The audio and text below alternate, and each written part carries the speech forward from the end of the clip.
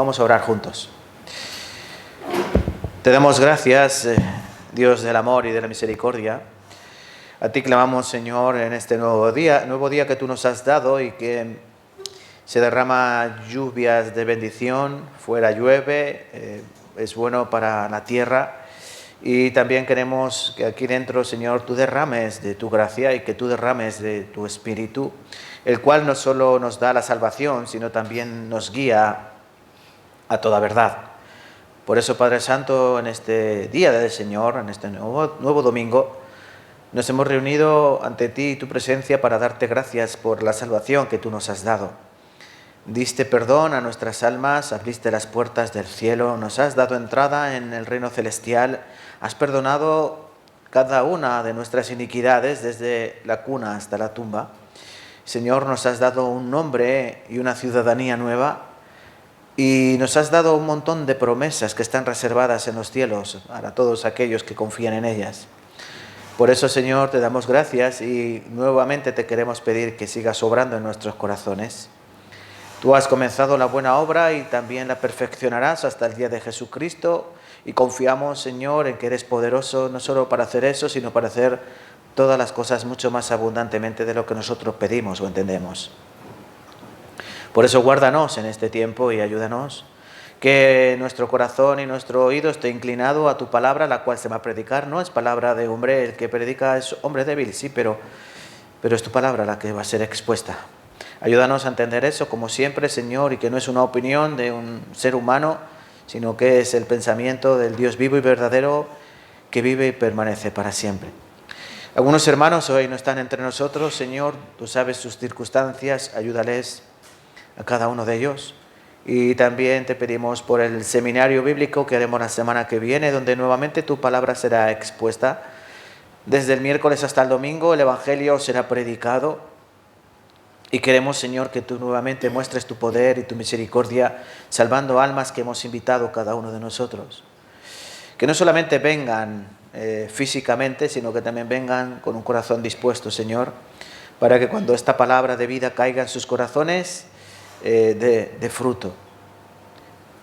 Y puedan ellos ser recibidos también como familia de Dios, como pueblo santo. Te damos gracias, Padre, por la oportunidad que tú nos das de participar en la obra y de ser tenidos por dignos de ser obreros tuyos, Señor. Te damos gracias, Padre, también por esto. Y son muchas más cosas que queremos pedirte, Señor, pero todas ellas las vamos a poner en tus manos poderosas y ponemos esta oración también en el nombre de nuestro Señor Jesucristo, quien nos ama. Amén y amén. Vale, hermanos, vamos a abrir nuestras Biblias, como siempre. No podemos comenzar de otra manera, sino que abriendo las páginas que Dios nos ha dado, su palabra. Y vamos a ir al último libro, Apocalipsis, capítulo 3. Apocalipsis, capítulo 3.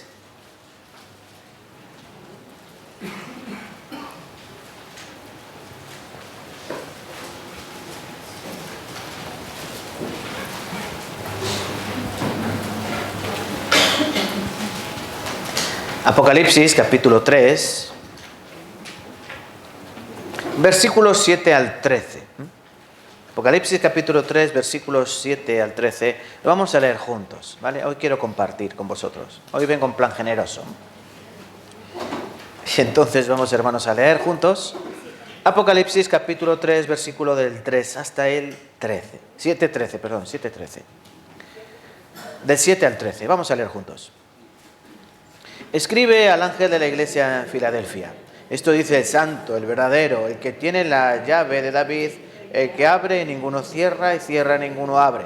Yo conozco tus obras, aquí he puesto delante de ti una puerta abierta, la cual nadie puede cerrar, porque aunque tienes poca fuerza, has guardado mi palabra y no has negado mi nombre. He aquí yo entrego en la sinagoga de Satanás a los que se dicen ser judíos y no lo son, sino que mienten. He aquí yo haré que vengan y se postren a tus pies y reconozcan que yo te he amado. Por cuanto has guardado la palabra de mi paciencia, yo también te guardaré de la hora de la prueba que ha de venir sobre el mundo entero para probar a los que moran sobre la tierra. He aquí yo vengo pronto. Retén lo que tienes para que ninguno tome tu corona. Al que venciere, yo le haré columna en el templo de mi Dios y nunca más saldrá de allí. Y escribiré su nombre, el nombre de mi Dios, y el nombre de la ciudad de mi Dios, la nueva Jerusalén, la cual desciende del cielo de mi Dios. Y mi nombre nuevo. El que tiene oído, oiga lo que el Espíritu dice a las iglesias. Con este mensaje yo quiero participar o compartir con vosotros. Era un mensaje que tenía preparado tanto para la iglesia de Tarancón como para la iglesia de Cuenca, pero bueno, pues lo compartiremos entre nosotros, con los hermanos de la iglesia de Tarancón. Pero no se olviden de orar por la iglesia de Cuenca.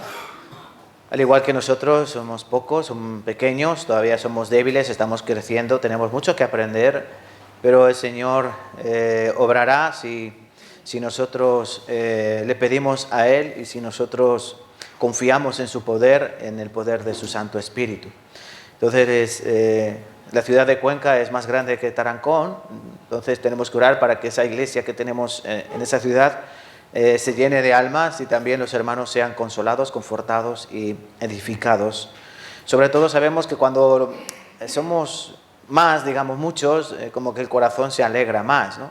No es lo mismo comer 2 solitos que comer 20 o 30, ¿no? Como parece que hay más alegría, más se disfruta mejor la comida. Entonces vamos a orar para que la iglesia de Cuenca también pueda participar de esto y nosotros también como hermanos mayores tenemos que ayudarles y orar mucho por ellos y preocuparnos también por ellos. Bien, hermanos, yo quería compartir este pasaje, sobre todo como tenemos la semana que viene, desde el miércoles hemos dicho nuestra oración a Dios. Desde el miércoles hasta el domingo nuevamente vamos a predicar el seminario de la Biblia. Desde Génesis hasta Apocalipsis será expuesta la palabra de Dios y queremos que las almas que escuchen y que todavía no han recibido la salvación puedan tener este maravilloso regalo que Dios preparó antes de la fundación del mundo. Por su misericordia y por su amor, Dios ya lo planificó todo, todas las cosas, para que solo, como dice Romanos capítulo 10, versículo 17, para que la fe venga por el oír y el oír por la palabra de Dios. Entonces espero que oren mucho y estén preparando esos corazones de esas personas para que vengan a este lugar y la palabra ya está preparada, Dios ya la tiene preparada. Entonces Dios abrirá sus labios, explicará aquí ese propósito, ese plan de redención. Entonces nosotros tenemos que preparar el campo para que cuando caiga la preciosa semilla sea un campo fértil y dé su fruto. Entonces, con este mensaje a la iglesia de Filadelfia, capítulo 3 de Apocalipsis, versículos 7 al 13, vamos a aprender, como yo he titulado, la puerta abierta. La puerta abierta, vamos a ver qué significa eso. Mensaje a la iglesia de Filadelfia, es la 6ª iglesia a la que Jesús se dirige, capítulo 2, capítulo 3 de Apocalipsis, son cartas que Cristo escribe a el ángel, supuestamente el pastor de cada una de esas iglesias. Pero como dice el versículo 13, el que tiene oído oiga lo que el Espíritu dice a las iglesias. Aunque es un mensaje específico para la iglesia de Filadelfia, es un mensaje para todas las iglesias. Y si se dan cuenta, cada una de estas cartas terminan igual. El que tenga oído para oír lo que el Espíritu dice a las iglesias. El que tiene oído para oír, oiga lo que el Espíritu dice a las iglesias. Es entonces un mensaje para las iglesias y yo creo que es un mensaje para la iglesia de Tarancón. ¿Vale? Bien, breve resumen. Capítulo 2, capítulo 3, Apocalipsis, 7 iglesias se refieren a la plenitud de la iglesia de Cristo y también se refieren a 7 iglesias que se encontraban en un lugar concreto llamado Asia Menor, lo que hoy se conoce como Turquía. El Señor escribe 7 iglesias porque es Él el dueño de las iglesias, como Él mismo testifica en el capítulo 1. Él es el Señor, por eso Él se mueve entre medias de ese candelero que representa las 7 iglesias y va a mandar determinados mensajes porque cada una de estas iglesias Cristo tiene algo que decirle. La primera iglesia, la iglesia de Éfeso, aparece en el capítulo 2, versículo 1. La podemos conocer como la iglesia afanada.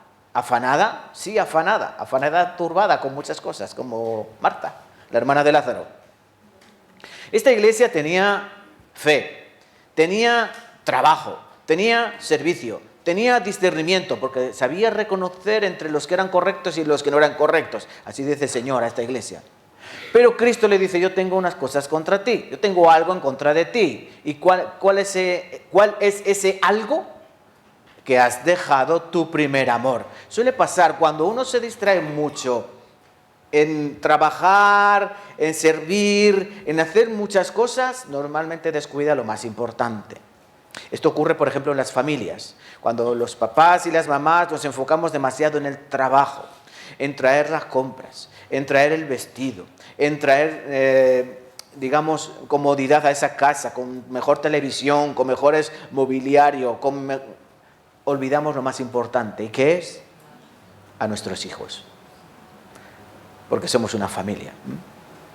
De la misma manera, esta iglesia de Éfeso, que trabajaba tanto, se había olvidado de lo más importante. ¿Por qué trabajaban tanto? Por el amor de Cristo, por el amor recibido por el Señor. Ellos tenían que haber devuelto todas esas cosas envueltas en el papel de regalo llamado amor. Sin embargo, ellos lo hacían todo, ¿cómo? Por costumbre. Entonces nosotros también es un mensaje para nuestro corazón, que tenemos que trabajar, que tenemos que tener una fe correcta, que tenemos que servir, sobre todo tenemos que reconocer y tener discernimiento espiritual para saber quiénes son de Cristo y quiénes no, y para ver también mi corazón si lo estoy haciendo bien o no. Pero ante todo, como dice Pablo en 1 Corintios capítulo 13, el amor. Porque mayor que todos es el amor. Sí, ahora permanecen la fe, la esperanza y el amor, pero el mayor de todos es el amor. Y también dice la Escritura que todas vuestras cosas sean hechas con amor. Entonces recuerden, esta iglesia de Éfeso, la iglesia afanada, que no seamos nosotros, por favor, que no se nos olvide nunca por qué servimos, y es por amor, porque Él nos amó primero y nosotros tenemos que devolver con amor. En segundo lugar aparece la iglesia de Esmirna, también en el capítulo 2, versículo 8. Esta es la iglesia perseguida, la iglesia que es afligida, incluso tiene que sufrir, como el mismo Cristo testificó, hasta la muerte. Sé fiel hasta la muerte y yo te daré la corona de la vida. A esta iglesia el Señor no le dice nada malo. Simplemente le avisa de que va a pasar por tribulación, que algunos lo van a echar en la cárcel y otros van a tener que dar su vida. Pero tranquilos, el Señor dice, yo estoy con vosotros. Siguiente iglesia, ¿cuál es? La iglesia de Pérgamo. Esta iglesia la podemos encontrar también en el capítulo 2, a partir del versículo 12. Esta es la iglesia mundana. ¿Por qué mundana? Porque se mezcla con el mundo. No es lo que el Señor ha llamado a la iglesia. Recuerden, la palabra iglesia en el griego es eclesia, es decir, los que han sido llamados afuera. El Señor nos ha apartado para ser diferentes. El Señor nos ha llamado a un lugar aparte para ser santos. Esa misma palabra santo significa apartado. Pero la iglesia en una determinada época se mezcló con el mundo. Esto ocurrió en el año 329 después de Cristo, cuando lo que se conocía como la iglesia verdadera se mezcló con el imperio romano, o lo que se llamó después el Sacro Imperio Romano, dando a luz una cosa que conocemos como Iglesia Católica Apostólica Romana. Se le conoce la iglesia de Pérgamo como, la iglesia de Pérgamo como esa iglesia mundana que se casó con el mundo. ¿Y qué pasa cuando tú te mezclas con el mundo? Te contaminas, ¿no? Te contaminas. Entonces esta iglesia el Señor la advierte muy severamente y le dice, por ejemplo, tengo unas pocas cosas contra ti, que tienes ahí a los que retienen la doctrina de Balaam, que enseña a Balac a poner tropiezo, es decir, meter doctrinas falsas. Luego dice también en versículo 15, también tengo que retienes la doctrina de los nicolaitas, la cual yo aborrezco. Esta doctrina es el libertinaje. Como está todo perdonado, todos mis pecados están perdonados, sí, pasados, presentes y futuros, sí, está todo perdonado. Pues dice, pues vamos a pecar. Está todo perdonado. Esa es la doctrina de los nicolaitas. Como soy salvo, siempre salvo, pues entonces no hay ningún problema. Tenemos que tener cuidado en este sentido. La iglesia de Pérgamo, iglesia mundana. La cuarta iglesia es la iglesia de Tiatira, dice aquí, versículo 18 del capítulo 2. Esta se la conoce como la iglesia enferma. Pérgamo, la mundana. Esta iglesia de Tiatira, la iglesia enferma. ¿Por qué enferma? Porque se ha contaminado con el mundo. Como se ha contaminado con el mundo, ya deja de ser santa, ahora está enferma. De hecho, dice que está coqueteando con una tal Jezabel. No es la Jezabel que aparece en Primera de Reyes, ¿vale? Es el espíritu de la Jezabel. Esa que enseña que no pasa nada, que si todo el mundo lo hace, nosotros también, no pasa nada, Dios nos quiere tal y como somos. Entonces Dios les dice, capítulo 2, ¿sí? Versículo 22, he aquí yo la arrojo en la cama y en gran tribulación a los que con ella adulteran, si no se arrepienten de las obras de ella. Es una iglesia enferma que si no se arrepiente y deja de coquetear con ese mundo, ya saben lo que ocurrirá. Llegamos a la quinta iglesia, capítulo 3, iglesia de Sardis. Esta es la peor de todas, la iglesia muerta.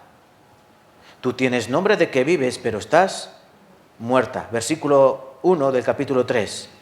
Escribe al ángel de la iglesia en Sardis, el que tiene los 7 espíritus de Dios y las 7 estrellas, dice esto: yo conozco tus obras, que tienes el nombre, tienes reputación de que vives, pero estás muerto. Es una iglesia que murió. ¿Por qué? Primero se contaminó con el mundo, después se enfermó al no apartarse, y ¿cómo terminará? Termina muerta.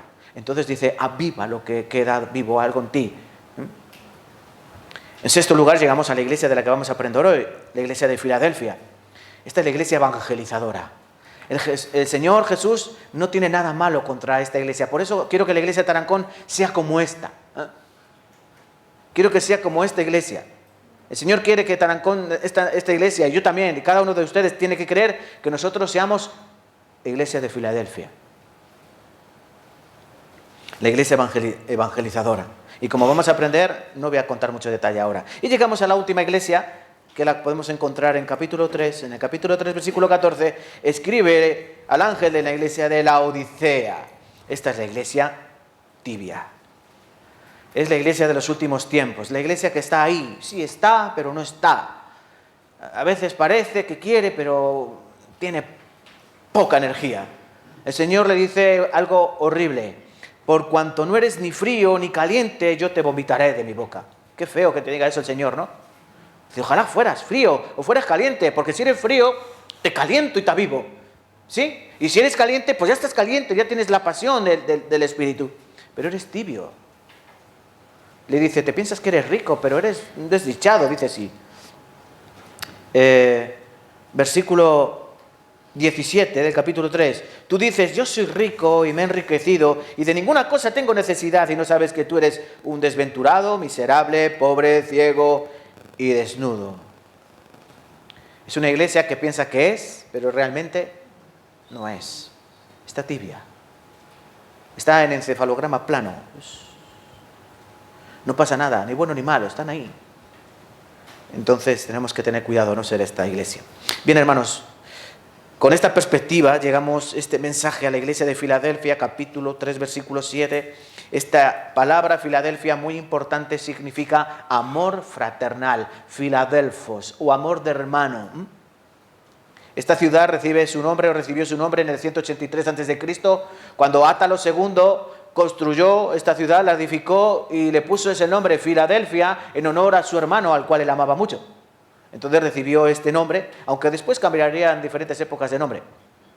Pero su nombre significa algo muy importante para nosotros: el amor que tenemos que tener los cristianos. Amor fraternal. Cuando la Escritura nos dice: tened entre vosotros ferviente amor, lo que la Escritura está diciendo es que tenemos que tener entre nosotros un amor fraternal, un amor de hermanos. Ese es el amor de Cristo hacia sus discípulos, el amor que tienen que tener los hijos de Dios los unos con nosotros. Amaos los unos a los otros, ¿no? Amaos los unos a los otros. Ya, al prójimo como a ti mismo tienes que amar. Entonces, vamos a ver en primer lugar 3 declaraciones que el Señor hace. No voy a entrar en muchos detalles, ¿vale, hermanos y hermanas? Pero lo que sí quiero ir es al punto. Yo quiero ir al meollo de la cuestión. Porque tenemos que aprender, en primer lugar, 3 afirmaciones o 3 declaraciones que el Señor hace a esta iglesia y que el Señor hoy nos hace a nosotros. 3 afirmaciones o 3 declaraciones, como quieras. En segundo lugar, vamos a ver que el Señor tiene una promesa para esta iglesia. Una promesa. Entonces, 3 declaraciones, una promesa y una exhortación. Y esa palabra exhortación a veces no nos gusta, pero no tiene nada de malo. Exhortar significa pedirte con ruego y con súplica algo, y pedírtelo de buena gana, es decir, de buena manera. No es un reproche, la exhortación no es un reproche, no es una regañina. La exhortación es decirte: por favor, ¿me puedes pasar la sal? Por favor, ¿me puedes ayudar en esto? Por favor, ¿eres tan amable de venir aquí un momento? Eso es una exhortación. Pedir con un ruego, con una súplica, algo que quiere que haga la otra persona. Por eso, vuelvo a resumir, 3 declaraciones, una promesa y una exhortación para nosotros. ¿Empezamos? Sí, vale. Pastor, yo pensaba que ya había empezado. No, vamos a empezar a ver detalle a detalle. En primer lugar, las tres declaraciones, las tres afirmaciones que el Señor dice a esta iglesia. Desde luego, como todas las iglesias, yo conozco tus obras, versículo 8. ¿El Señor conoce las obras de la iglesia? El Señor lo conoce todo, porque Él es el dueño. ¿Ustedes conocen su casa? Cada detalle, cada rincón, cada desperfecto, cada... Claro, ¿el Señor no conoce su casa? El Señor conoce su casa. Por eso Él dice, yo conozco tus obras. Y les va a decir lo siguiente, he aquí, he puesto delante de ti una puerta abierta, la cual nadie puede cerrar. Y me paro ahí. El Señor le dice a esta iglesia, he puesto delante de ti una puerta abierta. Para entender esto, ya saben que al Señor le gusta mucho el juego de palabras. Y de hecho, la lengua hebrea tiene mucho estilo poético, donde le gustan mucho las metáforas y el juego de palabras. Como el Señor Jesucristo en ocasiones utiliza juegos de palabras, o el mismo Pablo también utilizaba juegos de palabras. Por ejemplo, cuando él dijo que su nombre, ¿cómo era? Yo soy el más Saulo, el más pequeño de todos, yo no soy grande, yo soy pequeño, a mí el más pequeño se me apareció, y él utiliza a veces juego de palabras utilizando su nombre con su posición delante de Cristo. De esta manera también el Señor va a usar mensajes, usando juegos de palabras, utilizando por un lado la ciudad, porque hay que diferenciar la ciudad de la iglesia, ¿vale? Nosotros somos iglesia de Tarancón, pero no somos Tarancón. Tarancón tiene su peculiaridad. Es un pueblo, ciudad, bueno, vamos a decir, Cuenca es una ciudad pequeña, Tarancón es un pueblo grande. ¿Sí? Yo creo que esa es la definición correcta. Yo no puedo decir que Tarancón es una ciudad pequeña, prefiero decir que es un pueblo grande. Y Cuenca es una ciudad pequeña, tranquilo. Vale, pues Tarancón es un pueblo pequeño, un pueblo grande, una ciudad pequeña, industrial, porque todos vivimos básicamente del señor Incar, ya sabes, Incar Lopsa, que es quien mueve el pueblo. Si quitamos eso, esto sería pues un pueblo. Y dentro del contexto de Tarancón, es una ciudad pequeña, un pueblo grande, es tranquilo, ¿verdad? Es tranquilo. Aquí no es habitual que digan que han matado a alguien, ¿no? No se escucha de que hayan matado a alguien hace mucho tiempo. De robar, cuando se roba en algún sitio, uy, ¿sabes que han robado en no sé dónde? Y la gente se admira, ¿no? En Madrid roban todos los días. Pero aquí se roba poquito, es un pueblo tranquilo, tú puedes salir a las 2, a las 3 de la mañana por cualquier calle y yo creo que no te va a pasar nada, ¿no? Creo, ¿vale?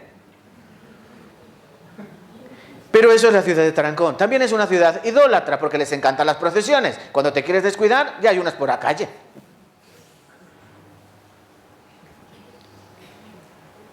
Y para no entrar en muchos detalles, sabemos que les gusta mucho la fiesta, ¿no?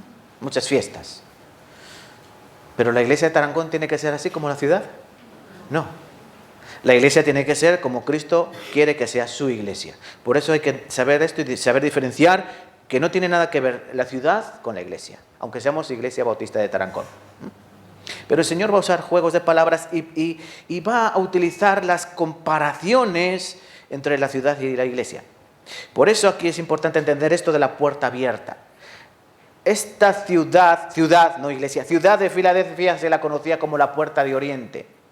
Era una ciudad en apogeo, próspera, como puede ser Tarancón, y que se encontraba en un camino, en el camino principal de toda la mercadería que iba desde Occidente a Oriente.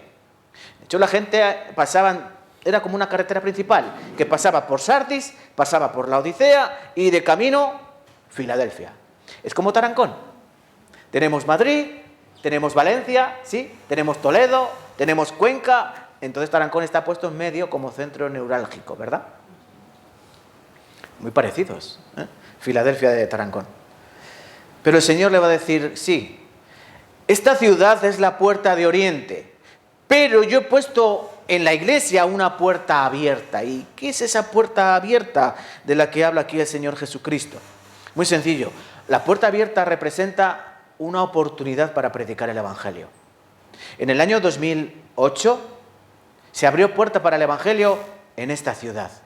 Yo nunca escuché de iglesias evangélicas, quitando la iglesia Filadelfia, que mayoritariamente es de etnia gitana, Por eso todas las iglesias gitanas se llaman Filadelfia.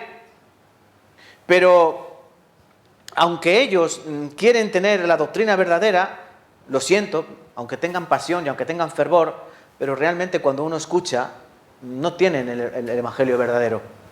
No tienen. ¿Saben por qué? Porque no va acompañado en la mayor parte por testimonio, que es lo fundamental. Tienen la palabra o tienen la predicación, pero no tienen el testimonio. Y ya saben que una fe sin obras es muerta en sí misma. En definitiva, yo no había escuchado nunca de iglesias evangélicas, pero en el 2008 se abrió la puerta aquí en esta ciudad y comenzó el evangelio, considero que el verdadero. Y desde entonces la iglesia ha ido creciendo, ¿no? Ha ido creciendo. Aquí el Señor abrió la puerta y también en esta ciudad de Filadelfia abrió la puerta. Esto significa oportunidad para extender el evangelio. Vamos a Hechos. Dejen aquí el marcapáginas, Apocalipsis capítulo 3. Y si su Biblia no tiene marcapáginas, se tiene que comprar una mejor. No, ponga un papelito, cualquier cosa. Hechos, capítulo 14. Vamos a ver varios ejemplos. Hechos, capítulo 14. Hechos, capítulo 14, versículo 27. ¿Qué vamos a leer? Hechos, capítulo 14, versículo 27. Vamos a leer juntos. Y habiendo llegado y reunido a la iglesia, refirieron cuán grandes cosas había hecho Dios con ellos y cómo había abierto la puerta de la fe a los gentiles. Este es en el famoso concilio de Jerusalén. ¿Se acuerdan? Capítulo 10, capítulo 11, Cornelio recibe la salvación juntamente con su familia. Los gentiles están recibiendo la salvación, la misericordia, el perdón. ¿A través de qué? De modo que Dios también ha dado arrepentimiento a los gentiles para vida. Entonces aquí dice que se ha abierto puerta, ¿a quién? Como había abierto la puerta de la fe a los gentiles. Entonces, ¿qué es la puerta abierta? Oportunidad de salvación, oportunidad del evangelio por medio de la predicación. Primera de Corintios capítulo 16. Vamos a buscar también este pasaje. Primera de Corintios capítulo 16. Un poquito más adelante, Romanos, y después tenemos Corintios. La primera carta de los Corintios, capítulo 16, versículo 8 y 9. Primera de Corintios, capítulo 16, versículo 8 y 9. Y como a mí me gusta mucho, van a leer las hermanas, porque leen muy bien. Primera de Corintios, capítulo 16, versículos 8 y 9. Hermanas, 1, 2, 3.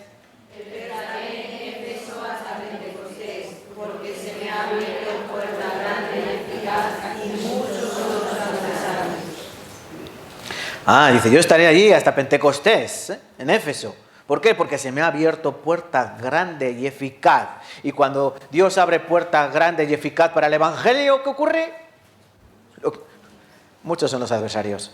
Satanás no se queda de brazos cruzados, quiere atacar.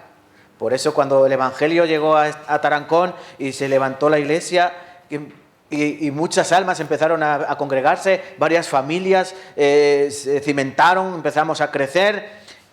Y no faltaron adversarios que dijesen, eso es una secta, esto es una secta, estos son chinos que han venido aquí a invadirnos, ¿no? Hay cosas así raras. Mucha gente decía muchas tonterías, pero se abrió la puerta al evangelio, igual que aquí en la iglesia de Filadelfia, cuando dice, ha abierto puerta, aquí se me abrió puerta, aunque haya muchos adversarios, pero dice Pablo, se ha abierto puerta grande y eficaz. Y por último, segunda de Corintios, siguiente carta. Estamos en primera, nos vamos a segunda de Corintios, capítulo 2. Versículo 12 al 13. Segunda de Corintios, capítulo 2, versículo 12, 13. Hermanos, varones, hermanos, israelitas no. Varones, hermanos, se atreven. Venga, les reto en esta mañana que demuestre quién lleva los pantalones en casa.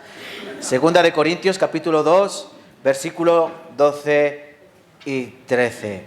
Leamos juntos.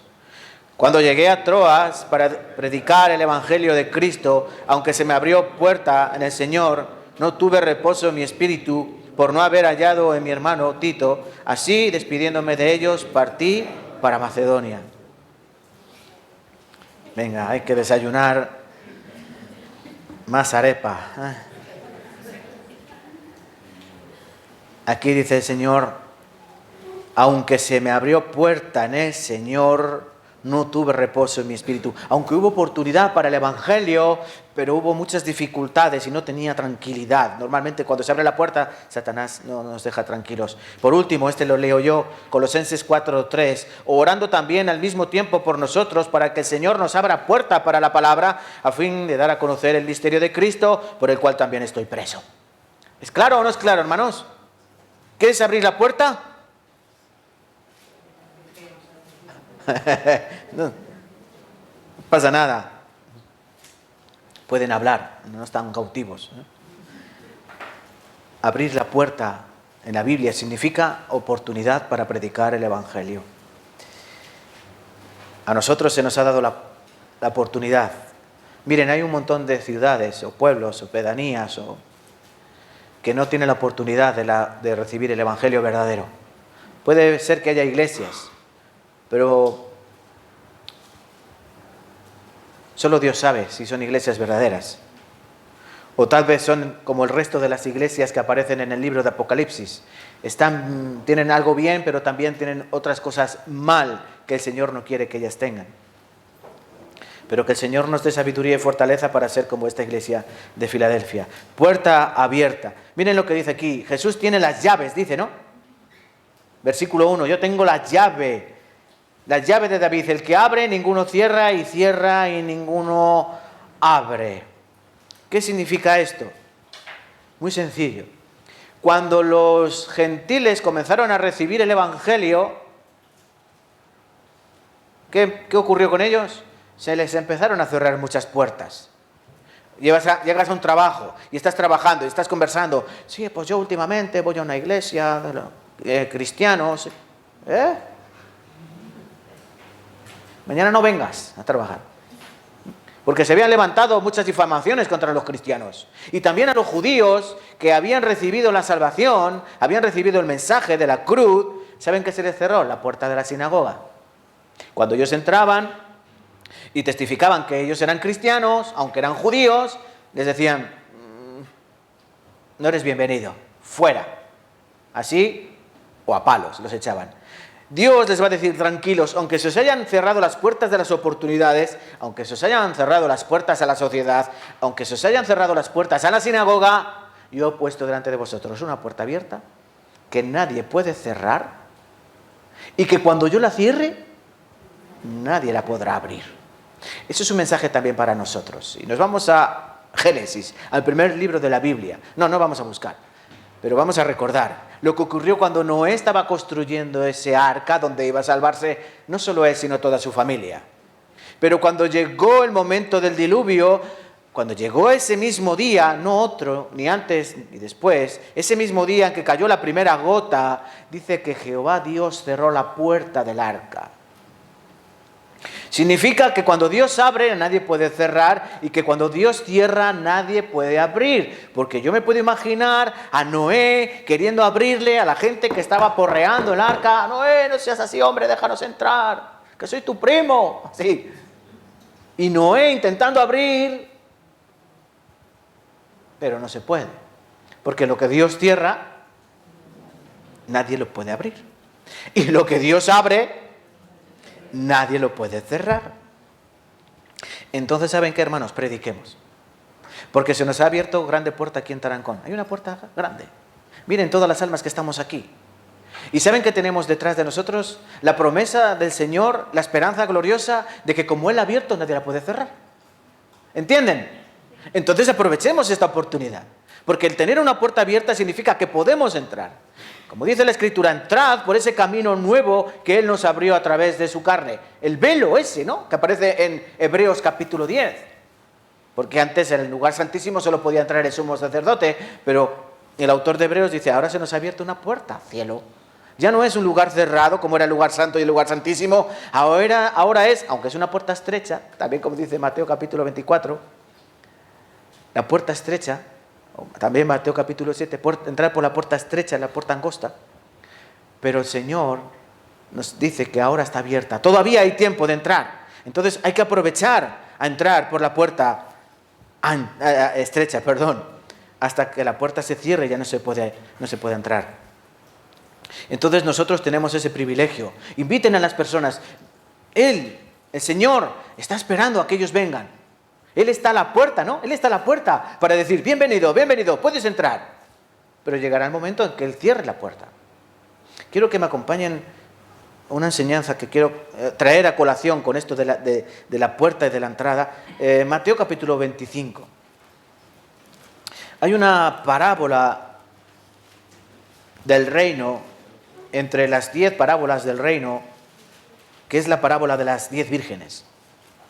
San Mateo capítulo 25.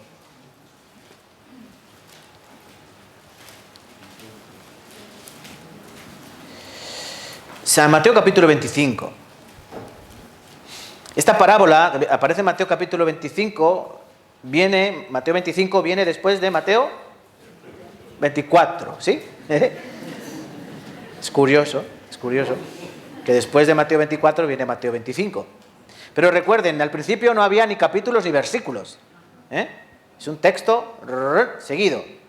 Y si nosotros quitamos el 25, nos damos cuenta de que en Mateo 24, cuando el Señor comienza el sermón, el último de sus sermones, digamos, vivo como humano en la tierra, está diciendo cuáles serían las señales del fin del siglo y las señales de su venida.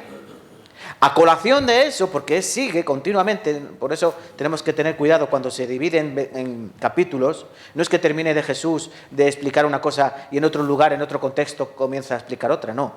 A colación de las señales antes del fin y de su venida, el Señor habla de esta parábola de las 10 vírgenes, luego hablará de la parábola de los talentos y luego hablará de la parábola del rey que divide a unos de otros como el pastor separa las ovejas de las cabras. Entonces aquí en el 25 el Señor está explicando cómo será el reino de los cielos en esa época en la que Él venga.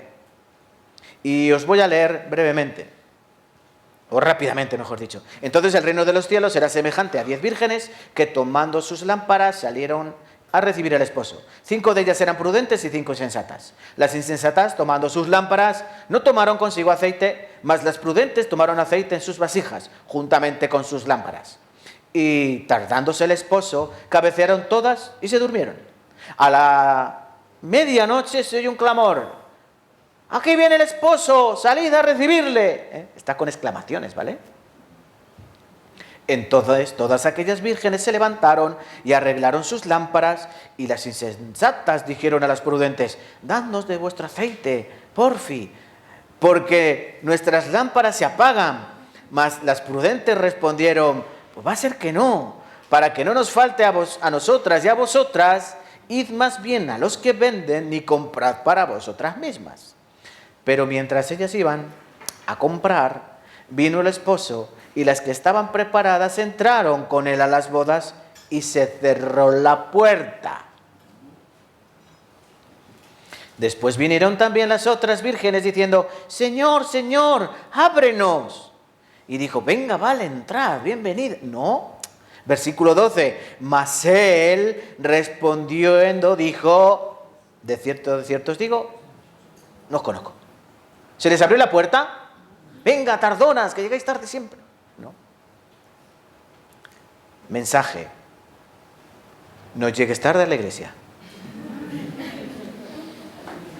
Porque es una fea costumbre que algunos se están tomando. Llegar justicos o tarde a la iglesia. Algunos van a llegar al cielo por los pelos. Les va a hacer falta la foto finish. Otros van a llegar sobraos. Y otros se van a quedar en la misma puerta. Y qué feo eso, que te cierren la puerta en las narices. Eso es feísimo. Mensaje de esta parábola de las 10 vírgenes. Miren, en la Biblia aparecen muchos números y hay una numerología o doctrinas de la numerología que representan, cada número nos enseña que es una cosa. Una vez hice una predicación acerca de esto, no sé si fue en un distrito o una reunión de caballeros, ya no me acuerdo, hace tiempo. Pero explicarles brevemente el número 10. Es una parábola de las 10 vírgenes. ¿Qué representa el número 10? Bueno, muy sencillo. El número 10 representa o señala la perfección del orden divino. Es el orden que ha establecido Dios para todas las cosas, sin embargo, requiere de la responsabilidad humana. Te lo voy a leer para que lo entiendas, porque a mí también se me escapó un poco.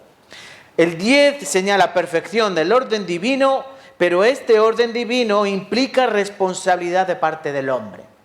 De hecho, que 10 representa un total, pero ese total tiene responsabilidad, ¿vale?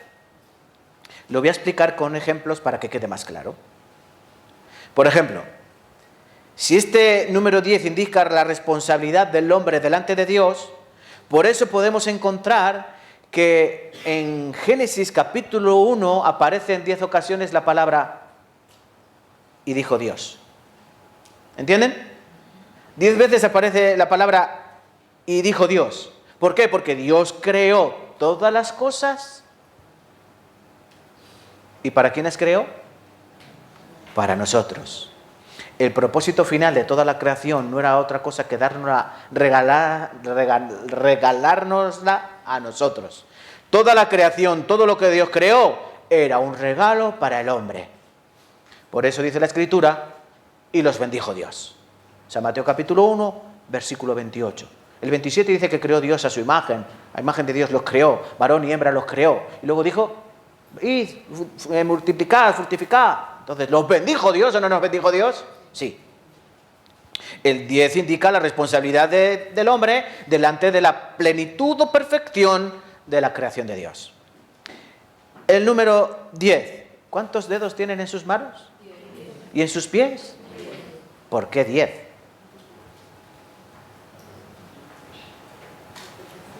Responsabilidad que tenemos, lo que hacemos con nuestras vidas, donde caminamos hacia dónde caminamos con nuestros pies. Dios nos ha dado no por... ¿Qué voy a hacer al hombre? Venga, que le hago 3 dedos. No, 3 no me gusta el número. 5 de 10. 5. No, Dios no es así. Dios creó al hombre perfecto y por eso nos ha dado 10 dedos en las manos, en las dos manos, 5, y 10 dedos en los pies, 5, ¿vale? Porque tenemos responsabilidad delante de Dios. Somos creación de Dios y Dios ha puesto en nosotros responsabilidad, mayormente en lo que hacemos y a dónde vamos. ¿Con qué cogió Eva el fruto? Con su mano. Implica responsabilidad. Y como implica responsabilidad, también conlleva castigo. Por ejemplo, otro ejemplo. Noé pertenecía, si ustedes cuentan, a la 10ª generación. Dice que Noé era perfecto en sus generaciones. Y él era el 10º en la genealogía. Desde Adán hasta antes del diluvio. Entonces, esta 10ª generación, ¿qué nos está enseñando? Que fue el último antes de la justicia de Dios a través del diluvio. De la responsabilidad humana por culpa del pecado. Por ejemplo, 10 fueron las plagas de Egipto, ¿no? Dios endurece 10 veces el corazón del faraón. 10 veces el faraón endurece delante de Dios. 10 plagas que sobrevinieron a la responsabilidad del hombre que tenía delante de Dios. 10 mandamientos. Éxodo capítulo 20, Deuteronomio capítulo 5. ¿Por qué Dios nos dio 10 mandamientos y no 12 o 5? 10. ¿Por qué? Porque es la responsabilidad que tenemos los hombres, ¿para quién? Para con Dios y también para con los demás. Por eso cuando dividimos los 10 mandamientos, tenemos que los 4 primeros, ¿para quién son? Entre nosotros y Dios, nuestra relación con Dios. Y los otros 6 en relación con los hombres. Y también van en orden de más grave a menos grave, pero todos son pecados, ¿vale? Todos son, o sea, lo que hagas o lo que no hagas, dependiendo de lo que indica el mandamiento, pero va en orden de gravedad. Entonces Dios nos da la ley, 10 mandamientos, responsabilidad plena delante de Dios, incluso nos da el orden. En el tabernáculo que Dios mandó a Moisés construir, dice que tenía 10 cortinas, 10 columnas, 10 basas, y el número de las basas era 10 por 10, lo que hace referencia a la completa redención. 10 por 10, 100, que podemos decir el total, del total, ¿no? En Números capítulo 14, versículo 22, dice Dios del pueblo de Israel, este pueblo ha murmurado contra mí 10 veces. 10 veces. ¿Por qué 10 veces? Porque ellos tenían la responsabilidad de servir a Dios y sin rechistar, porque vieron desde el primer momento el poder de Dios. Pero hasta 10 ocasiones ellos murmuraron contra Dios. Expresa el fracaso de la responsabilidad del pueblo de Dios delante de su Dios. ¿Qué exigía Dios al pueblo de Israel? El diezmo. El diezmo. No dice el 20%, no dice el 30% ni el 50%. Dice una décima parte. ¿Por qué? Porque es la medida de responsabilidad de estos delante de Dios. Más. Lucas capítulo 19 aparece una parábola, la parábola de las 10 minas. Miren lo que dice esta parábola, Lucas 19:13. Y llamando a 10 siervos suyos, le dio 10 minas y les dijo, negociad entre tanto que yo vengo. ¿Qué enseña esa parábola, hermanos? Muy sencillo. Enseña la responsabilidad de los hombres que hemos recibido la salvación en cómo administramos esa salvación. Porque Él nos ha dado un regalo como perfecto, llamado perdón de los pecados, vida eterna, 10 minas. Y dice el Señor, negociad. Con algo valioso que Dios te ha dado, Dios te va a exigir luego, oye, ¿y tú qué has hecho con lo que yo te di? Porque eso es la parábola, ¿no? Entonces Dios nos va a pedir responsabilidades, porque al que se le da, ¿qué? Más se le dará, ¿no? Al que tiene oído, oiga, ¿no? Dice la Escritura. Al que dice, al que oye, y al que oye bien, al que tiene, se le dará, al que no tiene, se le quitará aún lo que piensa que tiene. Esto nos muestra la responsabilidad de cada cristiano que tenemos delante de Dios para trabajar con lo que Él nos ha dado. Dios ha puesto en nosotros, dice Pablo, un tesoro en vasos de barro. ¿Sabes cuál es el tesoro? No eres tú, tesoro. Tú no eres el tesoro, tesoro. Tú eres un frágil vaso de barro. Pero Dios ha puesto en nosotros un precioso tesoro llamado Evangelio. ¿Qué estás haciendo con él? ¿O eres como ese que dice que lo ocultó, lo enterró? Y cuando venga el Señor, no, yo conocía que eras áspero, que siembras, que cosechas donde no sembraste.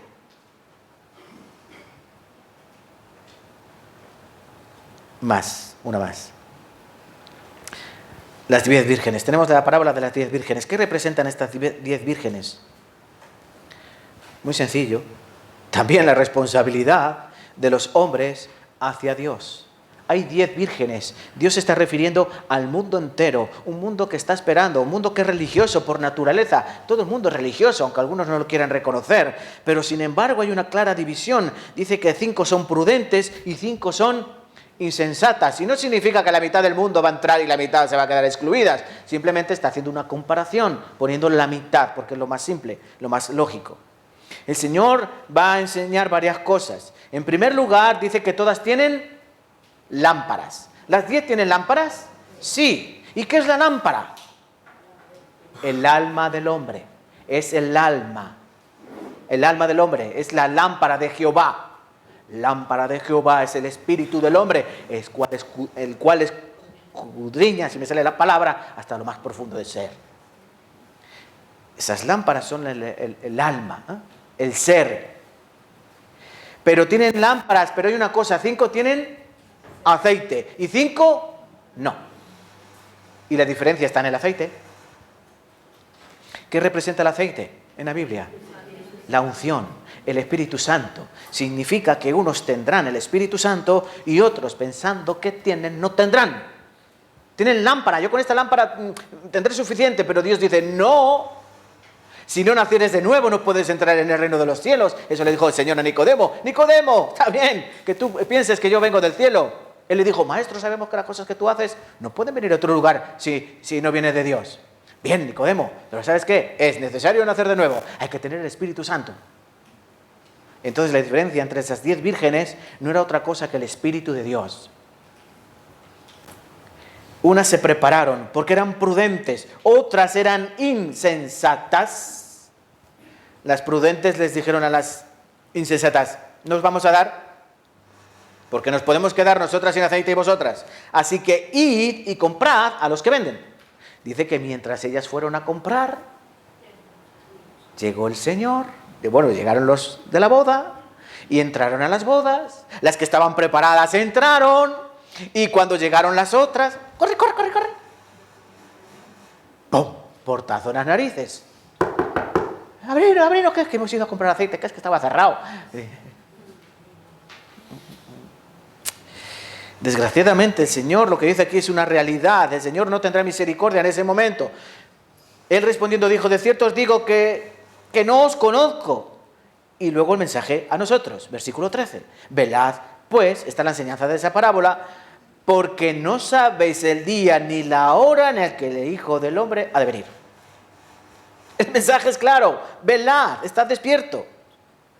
Es paradójico porque en la parábola dice que las 10 se durmieron.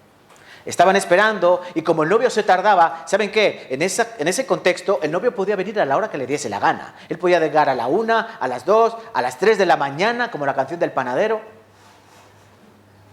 Dice que todas cabecearon, las 10, y todas se durmieron. Pero la diferencia es que unas estaban preparadas y otras no. Entonces yo tengo que lanzar esta pregunta: ¿estás preparado? Como dice Amós 4:12, ¿estás preparado para venir al encuentro de tu Dios? ¿Están preparados? ¿Tienen el Espíritu Santo en ustedes? ¿Están despiertos y velando?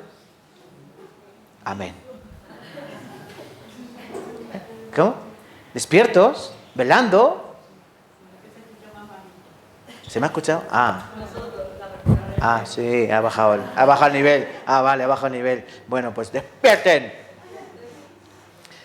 Porque la puerta está cerrada para los que ya no se hayan preparado. Igual que cuando se cerró la puerta del arca, ya no hubo oportunidad para salvación, también llegará el momento en que cerrará la puerta de la salvación antes de la gran tribulación, y aunque llamen a la puerta, no les podrá abrir. Que yo quiero creer, sí, predícame el evangelio, que yo quiero creer, venga, que escucho, pero no depende de ti, no depende ni del que quiere, ni del que corre, sino depende de Dios, que tiene misericordia. Es que aunque tú quieras, no vas a poder recibir el perdón de pecados, aunque tú quieras. Recuerda a Esaú, dice que él, cuando vendió su primogenitura, dice que él la quiso recuperar, dice, lo procuró con lágrimas, dice, pero no hubo oportunidad para él para el arrepentimiento. Entonces, hermanos, no esperen. Como a veces yo espero hacer las cosas a última hora, es un defecto que tengo, de los muchos que tengo, que siempre espero para hacer las cosas a última hora. Pero no esperemos para eso, para la salvación. Entonces vamos a dejar aquí este primer punto, la puerta abierta. Segundo, uy, qué lento va, pastor, sí. Venga, vamos. Apocalipsis capítulo 3. Que yo les prometo acabar en hora.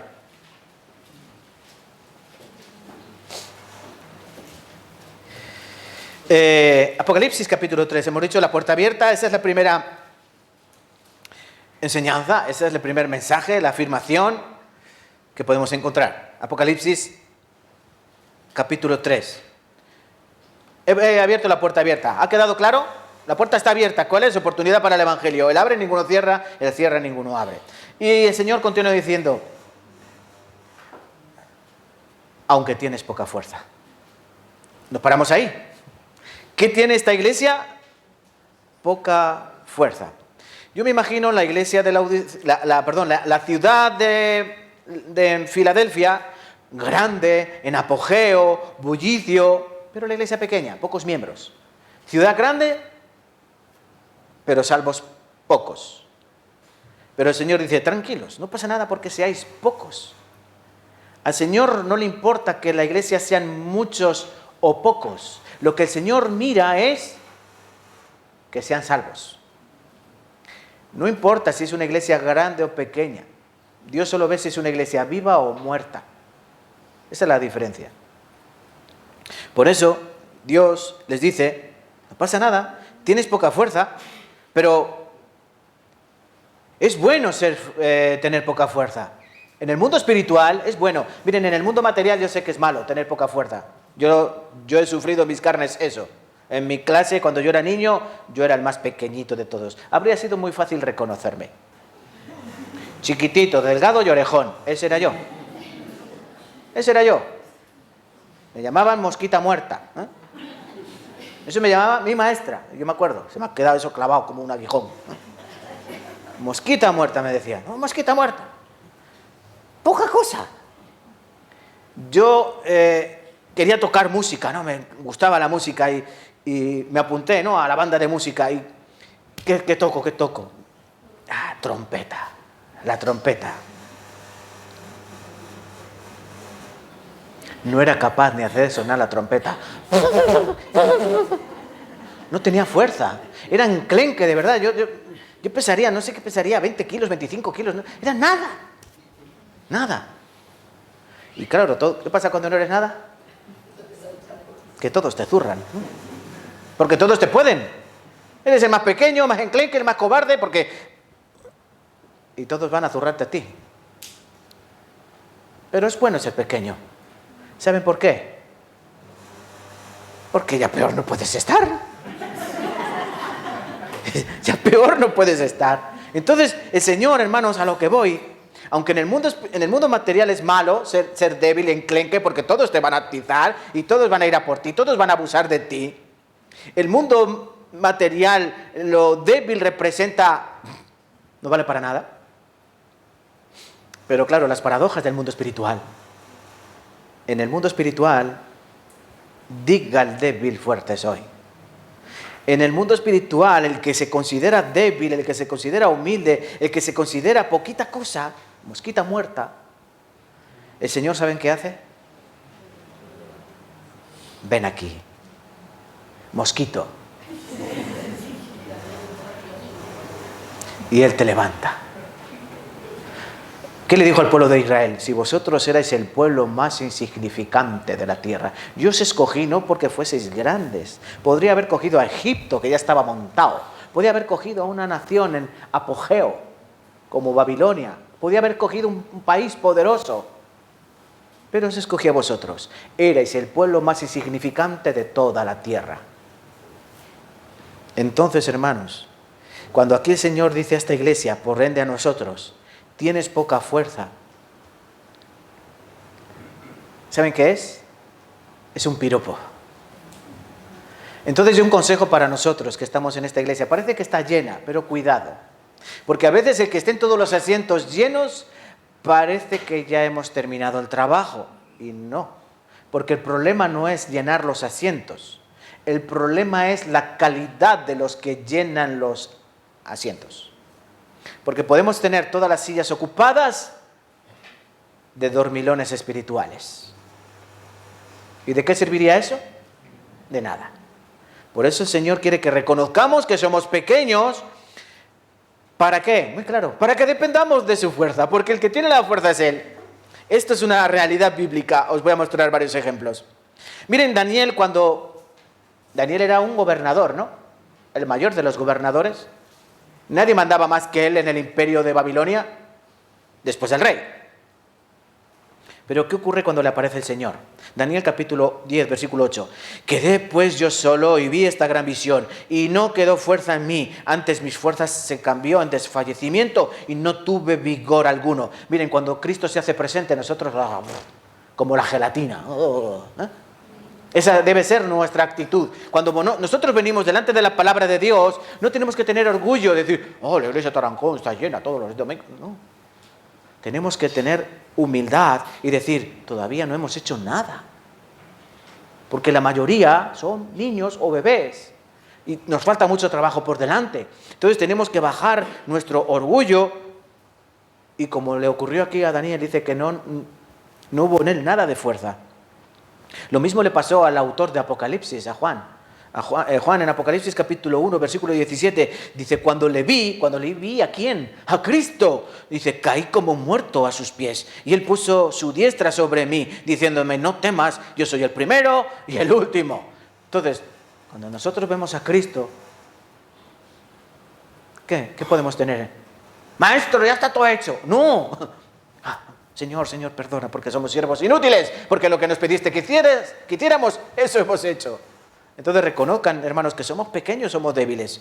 Miren Pablo, 2 Corintios capítulo 12, versículo 9. Y me ha dicho, bástate mi gracia. Este es el famoso aguijón que recibió Pablo. Pablo dice, he pedido 3 veces que me quite este aguijón, porque seguro que voy a predicar mejor. No. Pablo dice, para que la grandeza de las revelaciones no me exaltase sobremanera, me ha sido dado un aguijón, un mensajero de Satanás, que me abofetee. Y yo he pedido 3 veces, dice Pablo, ¿no? Le he pedido al Señor, quítamelo, este aguijón. Pero la respuesta ha sido siempre la misma. Bástate mi gracia, bástate mi gracia, bástate mi gracia. Porque mi poder se perfecciona en la debilidad. Por tanto, de buena gana me gloriaré más bien en mis debilidades, para que repose sobre mí el poder de Cristo. Por lo cual, por amor a Cristo, me gozo en las debilidades, en afrentas, en necesidades, en persecuciones, en angustias. Porque cuando soy débil,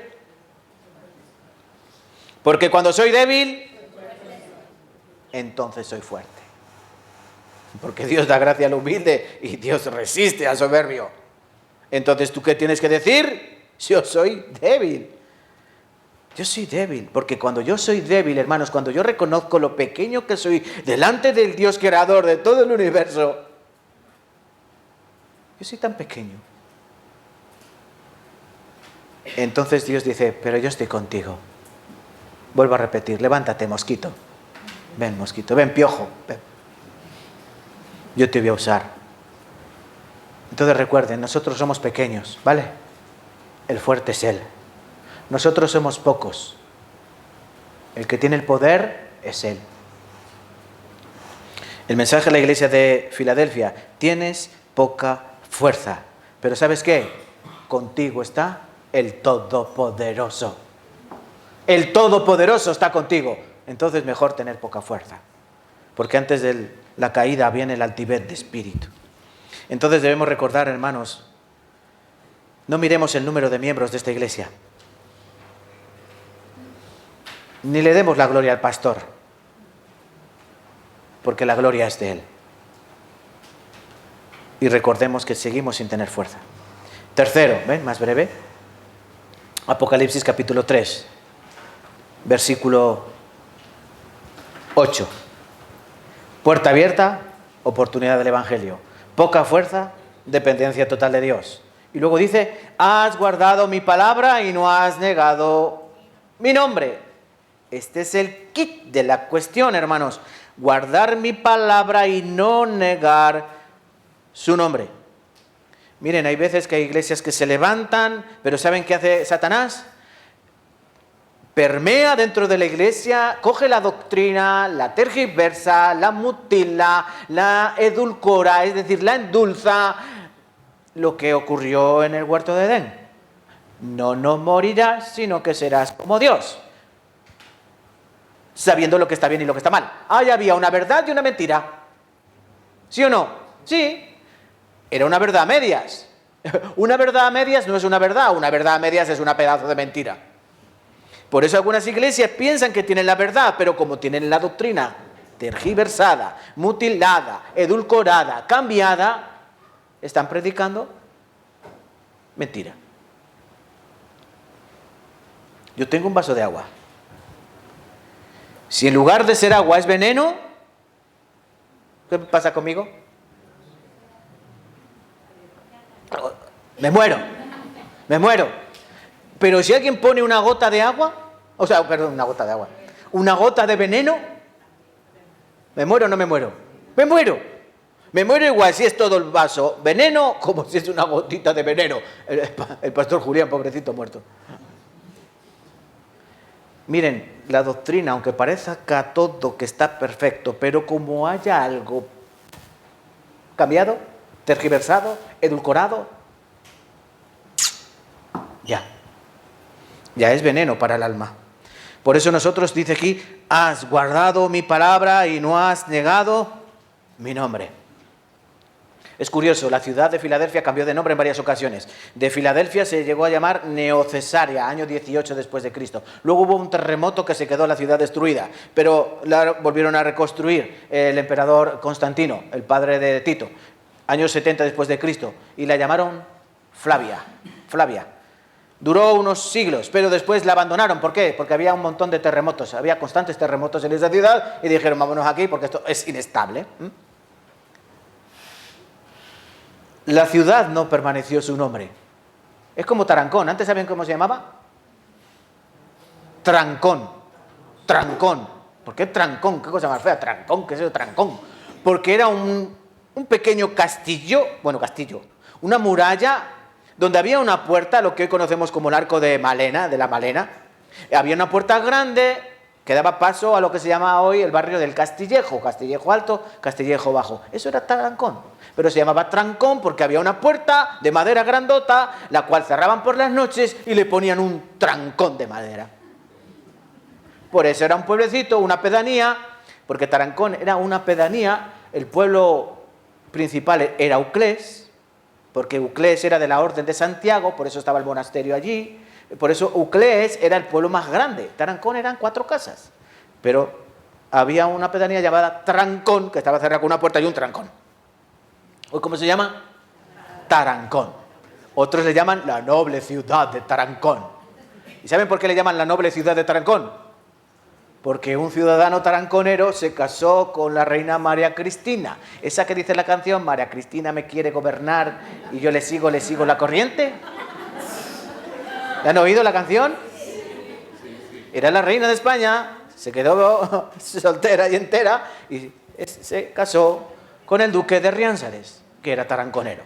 Por eso se la pasó a llamar la noble ciudad de Tarancón. Y a lo mejor dentro de unos siglos, si Dios lo permitiese, cambiaría de nombre. Y se llama Tarancón City o algo así, no sé. Pero la iglesia de Cristo es su iglesia hoy, mañana y por los siglos de los siglos. Es la iglesia de Cristo y hay que guardar su nombre. Por eso a mí personalmente no me gusta cuando las iglesias se ponen nombres. No me gusta eso. Que si cosecha mundial, que si barro en sus manos, que si manantial de vida, que si 4 caminos, que si... no me gusta. No me gusta, ¿por qué? Porque es la iglesia de Cristo. Ni bautistas, ni adventistas, ni pentecostales, ni presbiterianos, ni mormones. Me gustaría que fuese iglesia de Cristo. Pero, como los hombres nos gusta poner nombres a todo y cartelitos y demás, pero es su iglesia, la misma que él fundó hace 2000 años. Por eso nosotros a veces decimos, bueno, el cartel está ahí, sí, pero no le hagan mucho caso. Simplemente como que nos identifica con lo que hacemos aquí y con lo que queremos aquí. Predicamos el Evangelio. Bien, hermanos. Guardar la palabra. ¿Qué es guardar la palabra? Dice versículo 8 al final, por cuanto has guardado mi palabra. Salmo 119, versículo 9. Jóvenes, ¿os lo sabéis de memoria? Salmo 119, versículo 9.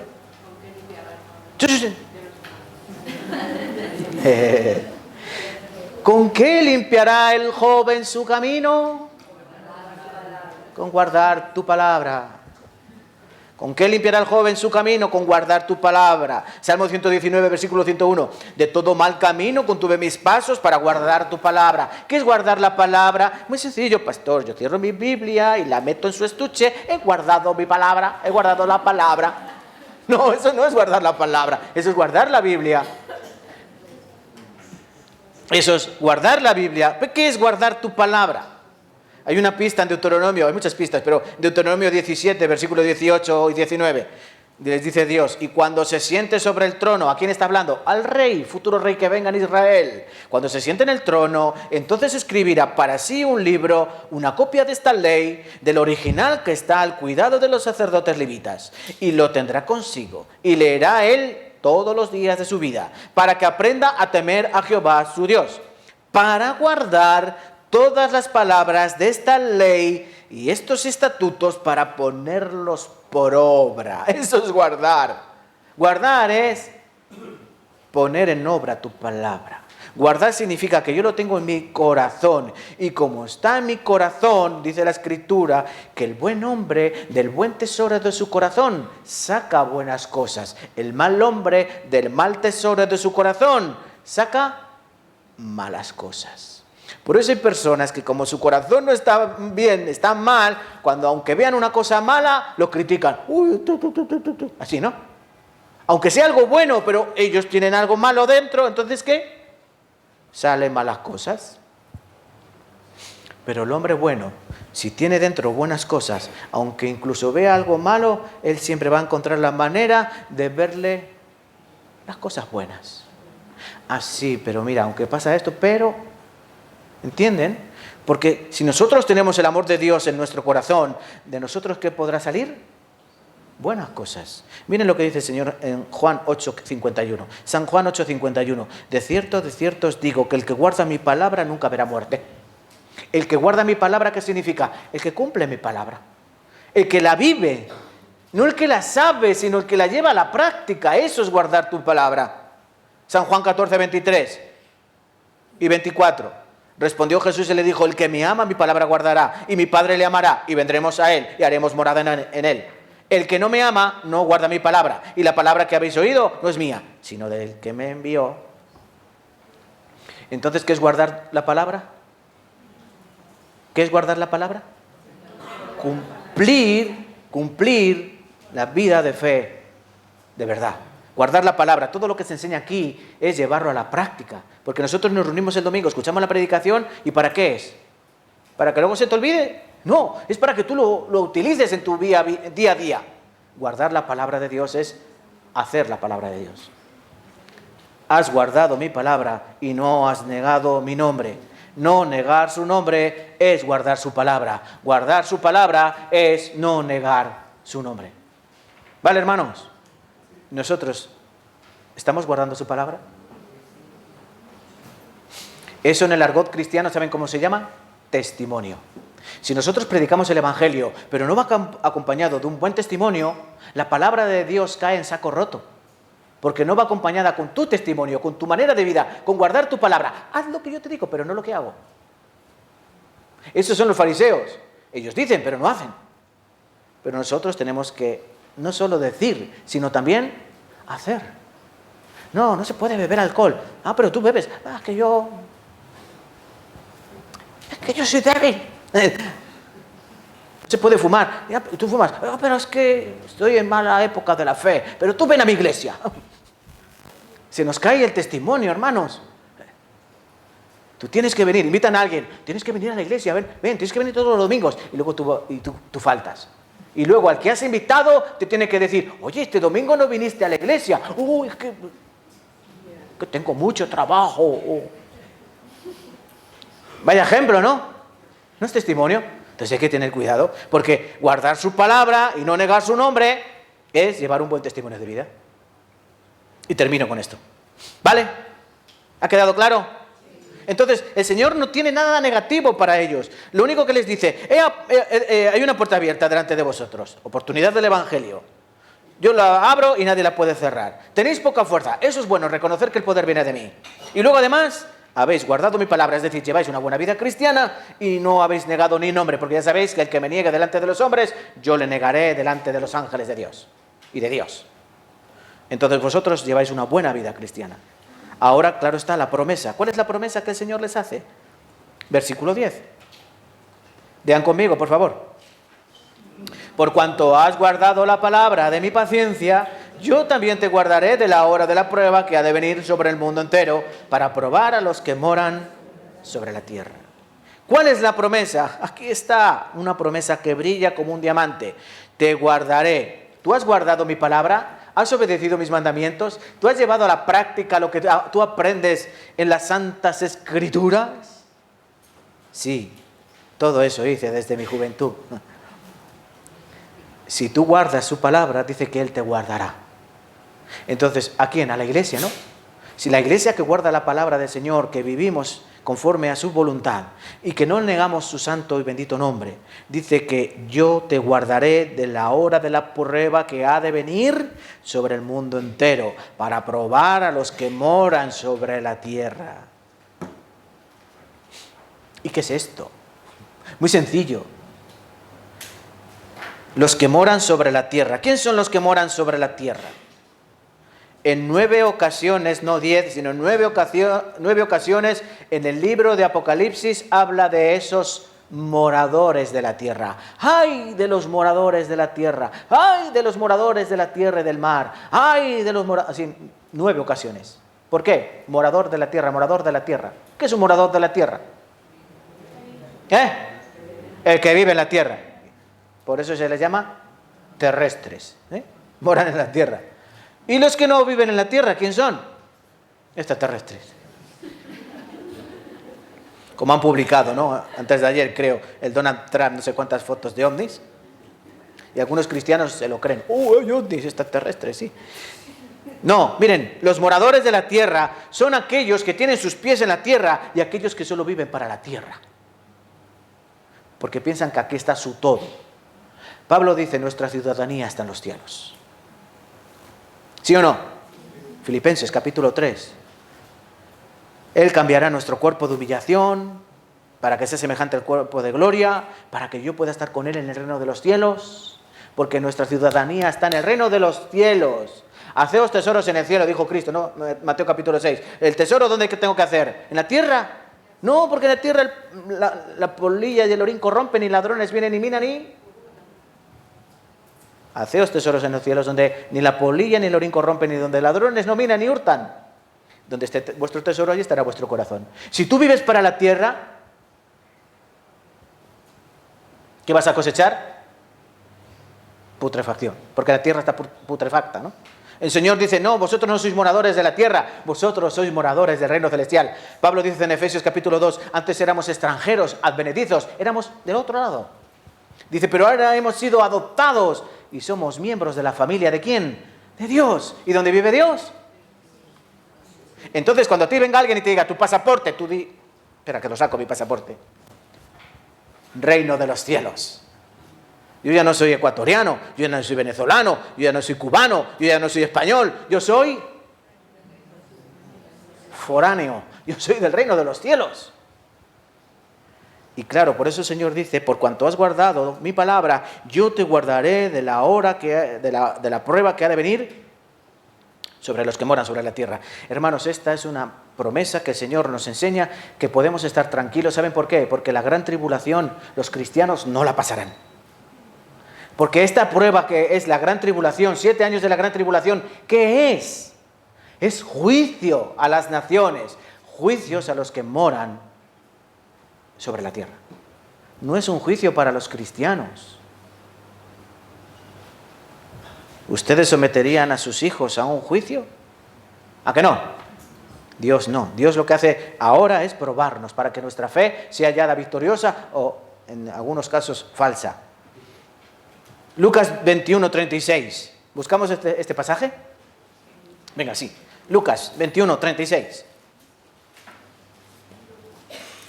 Lucas 21:36. Lo buscamos rápidamente, hermanos. Venga. Lucas 21:36. Vamos a leerlo juntos. San Lucas 21, versículo 36. Vamos a leer. Velad, pues, en todo tiempo, orando que seáis tenidos por dignos de escapar de todas estas cosas que vendrán y de estar en pie delante del Hijo del Hombre. ¿De qué está hablando aquí el Señor? Obviamente de la gran tribulación. Mateo capítulo 24, Marcos 13, Lucas 21, hablan de lo mismo. La gran tribulación, el tiempo del fin, las señales antes del fin y de su venida. ¿Sí? ¿Están conmigo? Vale, amén. Entonces el Señor dice, velad, es decir, estad despiertos en todo tiempo, orando, no jugando, para que seáis tenidos por dignos de escapar. ¿Han leído? Seáis tenidos por dignos de escapar. ¿Se podrá escapar o no se podrá escapar? Claro que se podrá escapar. Tenemos que ser tenidos por dignos de escapar de todas estas cosas que vendrán y de estar en pie delante del Hijo de Dios. Porque el Señor nos levantará. Entonces, hermanos, tenemos que estar preparados. ¿Cómo? La puerta está abierta. Hay que predicar el Evangelio. ¿Cómo? No confíes en tu fuerza, porque tú no tienes ningunas. Tú eres débil, entonces confía en el poder de su fuerza. Y no te olvides de guardar su palabra, porque algunos saben mucho la Biblia, pero viven muy poco.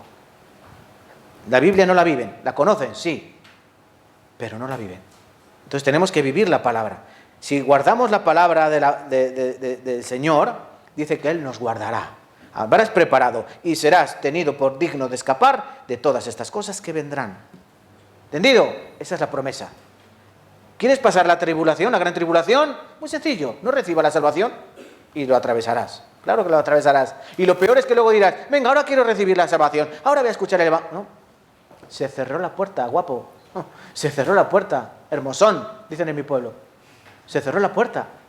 Ya no hay oportunidad. Último. Hemos visto la promesa. ¿La promesa cuál es? Que el Señor mismo, con voz de mando, con voz de arcángel, con trompeta de Dios, descenderá de los cielos. Los muertos en Cristo serán resucitados. Y nosotros, los que estemos vivos, los que hayamos quedado, ¿qué haremos? Seremos arrebatados juntamente con ellos para estar con el Señor en el aire. Así dice. ¿O no dice eso la Escritura? Sí, porque dos estarán en el campo, uno será tomado y otro será dejado. Estarán dos moliendo en un molino, una será tomada, otra será dejada. Estarán dos durmiendo en una cama. ¿Quién duerme en una cama? Marido y mujer. Uno será tomado y el otro será dejado. Oh, mi cuchi cuchi. Oh. ¿Por qué iba a la iglesia? No, porque tenía aceite en su vasija. Y tenía su lámpara encendida. Por último, la exhortación. Es decir, ¿qué pide el Señor? Por cuanto has guardado, versículo 10, capítulo 3, Apocalipsis, has guardado la palabra de mi paciencia, yo también te guardaré de la hora de la prueba que ha de venir sobre el mundo entero para probar a los que moran sobre la tierra. Queda claro lo que es eso. El Señor no nos meterá el fuego de prueba de la gran tribulación, sino que seremos tenidos por dignos de escapar de esas cosas. Versículo 11, lean conmigo. He aquí, yo vengo pronto, retén lo que tienes para que ninguno tome tu corona. Recuerden, no es regañar, esto es un aviso, una exhortación. El Señor dijo, sí, vale, muy bien. ¿Lo estáis haciendo? Genial. Pero recuerda, yo vengo pronto. En Apocalipsis también aparece en 3 ocasiones, yo vengo pronto, yo vengo pronto, yo vengo pronto. Y algunos dicen, bueno, pues han pasado 2000 años, ¿qué pronto es ese? A veces es que el pronto nuestro no es el pronto de Dios. Lo que se está refiriendo no es que venga pronto en el tiempo, sino que va a ser, cuando Él venga va a ser todo muy precipitado. Por eso dice, yo vengo pronto, yo vengo rápido. Ahora el Señor está en la puerta así, miren, así. Está a punto de llamar. ¿Llamo o no llamo? Cuando llame, se abre la puerta y se acabó el tiempo. Pero el Señor dice, retén lo que tienes para que ninguno tome tu corona. Esto es importante. Cristo nos está exhortando, nos está llamando para que lo que tenemos no lo perdamos. Nos mantengamos firmes. Y esto es un mensaje muy bueno, ¿saben para qué? ¿Para quién? Para nosotros. Nosotros cuando comenzaba la iglesia, cuando comenzaba esta iglesia, esta congregación, allá por el año 2008, ¿no? 2009, estábamos ¿cómo? Hermana Nancy, ¿cómo estábamos? Se asustó, ¿no? ¿Cómo estábamos? En pañales. Parecíamos, cuando tú pasas a una guardería, ¿han pasado alguna vez a una guardería y abres la puerta? ¿Y qué piensas? Ves uno llorando, el otro con el moquito por aquí, el otro con caca por acá, el otro pegándole a otro, pam, pam, pam, pam, pam. Pues eso era la iglesia. Pues tú abrías la puerta y veías, éramos bebés. No físicamente, ¿vale? No físicamente, espiritualmente bebés. Y todos con pañales. Pero va creciendo, va creciendo, va creciendo. Y se va añadiendo a la familia o a la guardería, se van añadiendo más almas preciosas. Pero ¿qué pasa? Cuando ya van pasando los años, van creciendo, van madurando y van pasando las etapas de nuestra vida. Y nosotros, si mal no cuento, estamos en adolescencia. Estamos en plena pubertad. Es justo ese momento que no eres ni lo niño para que te ayuden en todo, ni eres adulto para ser responsable en nada. Entonces tenemos que tener cuidado porque podemos pensar como piensan los adolescentes que tengo ahí. Que ya son mayores. Que yo puedo. Pero no hago nada. Ellos son mayores para muchas cosas, se consideran mayores para muchas cosas, pero no quieren ser responsables en nada. Sí me habéis captado, ¿no? Bien, la iglesia ahora se encuentra en ese estado. Somos adolescentes, la mayoría. Qué cuidado que aunque nos haya cambiado la voz como el adolescente, todavía nos falta mucho para ser maduros. El adolescente normalmente es orgulloso, arrogante. ¿Por qué? Porque ya se ve más alto que algunos son más altos que los padres. Ya nos pueden dar capones con la barbilla. Y por el hecho de que están más altos físicamente, piensan que ya... Por eso nosotros podemos llegar a decir, bueno, que como la iglesia de la Odisea, no hace falta nada, ya soy rico, yo tengo todo esto y aquello. Cuidado. Entonces, es una llamada de atención a la iglesia de Tarancón como a la iglesia de Filadelfia. Retén lo que tienes. Hasta aquí lo hemos hecho bien, hermanos. Pero cuidado, no nos llenemos de orgullo, porque el Señor puede quitar nuestra corona. Quitar la corona no es quitar la salvación, no. La salvación no se pierde, pero lo que sí se puede perder es el galardón, la recompensa, el premio. Pablo dijo que esto es una carrera y dijo, corred de tal manera que lo obtengáis. ¿Se acuerdan de Pablo cuando dijo, los atletas corren, ellos corren por una corona corruptible, una corona de laurel. Ellos corren por corona corruptible. Nosotros corremos por una corona incorruptible. Y Pablo dijo, corred de tal manera que la obtengáis. Que corramos para ser los primeros. Entonces el mensaje con el que se termina aquí, hermanos, es este. Hasta ahora, muy bien. Lo hemos hecho bien. ¿Y yo me puedo meter en el pack?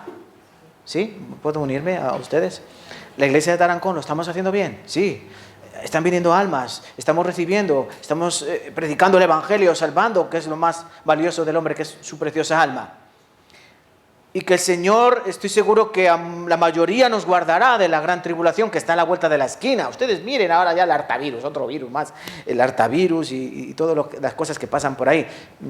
No es otra cosa que para preparar al creyente y al morador de la tierra para llenarle de temor. Porque Cristo viene pronto. Y su galardón con él, como termina el libro de Apocalipsis. He aquí yo vengo pronto y mi galardón conmigo. ¿Para qué? Para recompensar. Entonces, hermanos, ¿la iglesia de Tarancón recibirá recompensa o recibirá regañina? ¿Recompensa? Pues hay que hacerlo para obtenerla. Las recompensas del Señor no vienen gratis. Las recompensas hay que ganárselas. Es como cuando el niño tiene un caramelo, o sea, tú quieres dar un caramelo al niño, ¿no? Y le dice al niño, ¿quieres un caramelo? Sí, venga, toma, cógelo. Pero tú cierras la mano, ¿no? Y el niño tiene que abrirlo. ¿Sí? Si tú cierras la mano con todas tus fuerzas, ¿podrá el niño coger el caramelo? No. ¿Pero qué haces tú? Tú haces como que el niño tiene más fuerza que tú. ¡Ay, ay, ay, me rompes el dedo! ¡Ay, ay, ay, ay, ay, ay! ¡Ay, oh, oh, oh, oh! ¡Mira para ti! Así, ¿no? Es como un juego. Tú le haces creer al niño que tiene más fuerza que tú. Ese es Dios. ¿Queréis mi caramelo de mi bendición? ¿Queréis que yo os ayude? Venga, venga, a ver si puedes abrir mi mano. ¡Oh! Y hace Dios. ¡Oh, oh, oh, mi mano! Así, ¿no? A Dios le gusta jugar con nosotros, en el buen sentido de la palabra. Ganaos las cosas que yo os voy a dar. Trabajad, que no podéis hacer nada, pero yo lo haré por vosotros. ¿Sí? Entonces, hermanos, recordemos que Él nos llama a mantenernos firmes, sin fluctuar, porque no queremos que nadie nos quite la corona, que nadie nos quite el galardón, porque en la Biblia nos advierte de que hubo algunos hombres que Dios quitó para poner a otros, ¿sí? Porque el mayor era Saúl, pero ¿qué dice Dios? A Esaú lo aborrecí y a Jacob lo amé. ¿Qué le pasó, por ejemplo, a Saúl y a David? Saúl al principio era humilde, pero Dios le dijo, has sido desobediente, por tanto tú fuera. ¿Y a quién pongo? A mi siervo David, que tiene su corazón conforme a mi voluntad.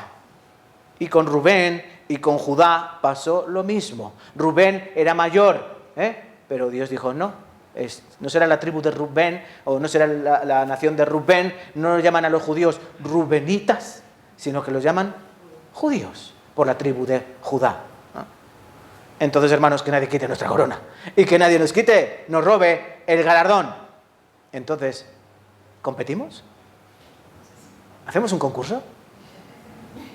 Hoy vamos a hacer concurso. Qué pena. Y vamos a hacer concursos de preguntas, concursos.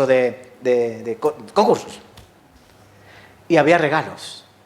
bolis, había ordenadores portátiles,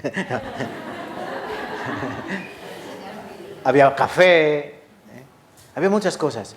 Y seguro que ustedes habrían dejado el alma, porque conozco que son competitivos, como el pastor, para ganar un boli, un café. ¿A que sí?